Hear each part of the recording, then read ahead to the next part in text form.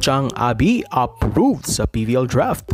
Aya Daslea and Beast Mode Chang rarampa ng swag sa PVL. Pero bago yan, nag-video so kalimutan mag-subscribe, tigil notification bell para update kayo dito sa ating channel. Once a draftee in her lifetime, pabor si Cherry Tigo Captain Abi Maraño sa isasagawang PVL Rookie Draft sa kaligitnaan ng taon na ito. Yan ang pahayag ni Chang Abi sa press matapos siyang matanong patungkol sa gagawing hakbang na ito ng PVL.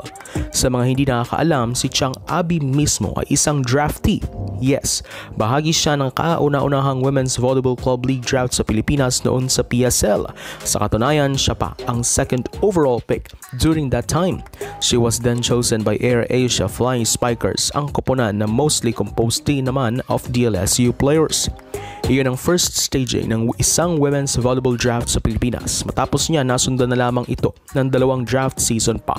Pero kalaunan ay hindi na ipinagpatuloy ang tradisyon. Kung matutuloy ngayon ang sa PVL, ito na ang magiging first PVL draft and first women's volleyball league draft sa kasaysayan after 8 years. Kaya para sa isang former draftee, alam niya ang benefits na may isang draft system ang liga.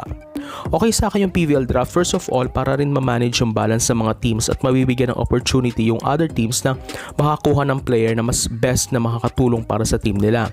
Okay yun para ibigay na sa lower rank teams yung opportunity na yon to get better players. Hindi na yung katulad before na ihuhone yung player tapos kukunin na lang ng ibang team and everything.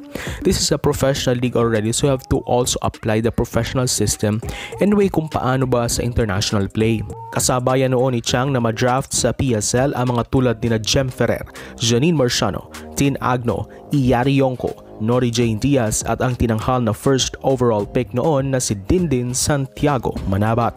Samantala, speaking of Chang, excited nga rin itong maglaro sa kanyang kauna-unahang game with her new team Cherry Tigo Crossovers.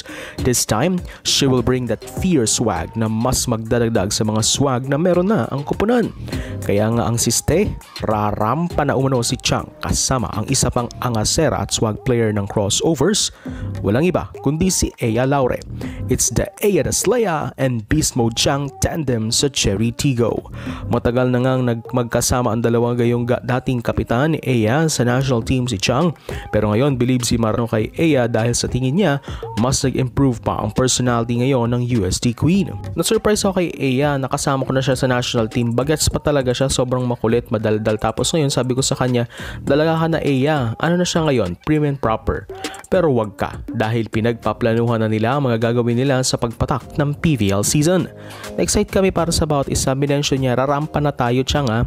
Sabi ko, ay yes, basta pag nakascore ako, rarampa ako. Kailangan makikita kita, sinusundan ako, rumarampa ka din.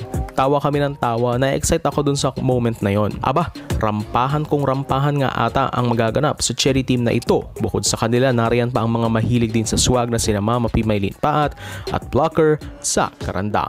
So throughout the evidence for support this channel, please subscribe, notification bell to be updated on the coming videos.